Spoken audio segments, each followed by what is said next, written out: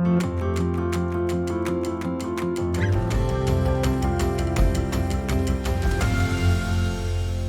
starting a new video series today. I'm going to be addressing some questions that we get a lot. We've done this in the past and we received a lot of positive feedback from that. Today I'm going to be talking about the things that we see most often, questions that we get asked almost every single week with regard to our law practice. The first topic would be property damage settlements, or how do you resolve damage to your vehicle when it's not your fault? Let's say for this example.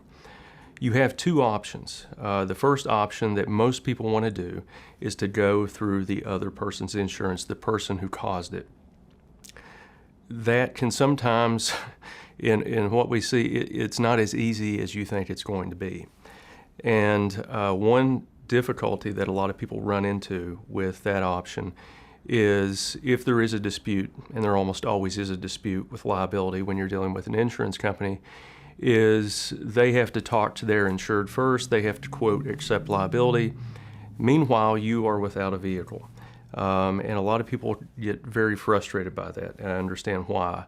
So in those scenarios, what we end up telling most of our clients to do is, if you have something called collision coverage on your own auto policy, you need to call your own insurance company and open that claim if you do not have the luxury of waiting for the liability insurance to approve that property damage claim.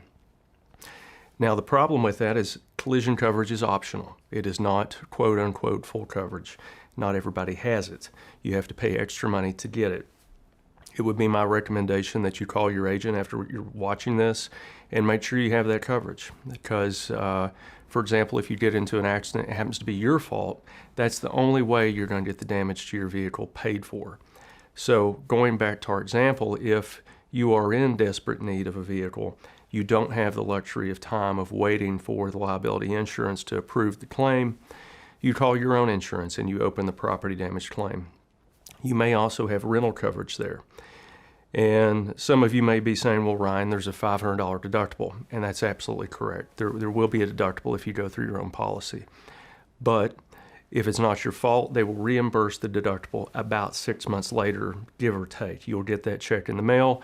They get that back from the at-fault party's insurance, and they also get any money they pay you out for your vehicle from the at-fault insurance later. So that is oftentimes the best result.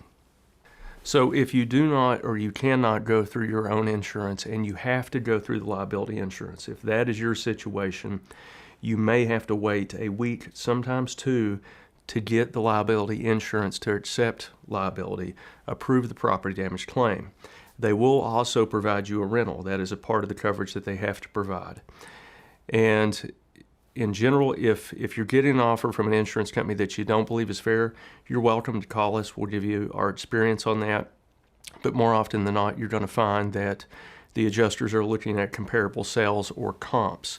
So due to the internet, there's all sorts of resources these days, and you can see what those comps are, and that will give you the ability to negotiate without paying an attorney. So those are the two options you have when you're dealing with a property damage claim. You can go through your own insurance, or you can go through other parties. Neither is going to be a pleasant experience, but those are your options.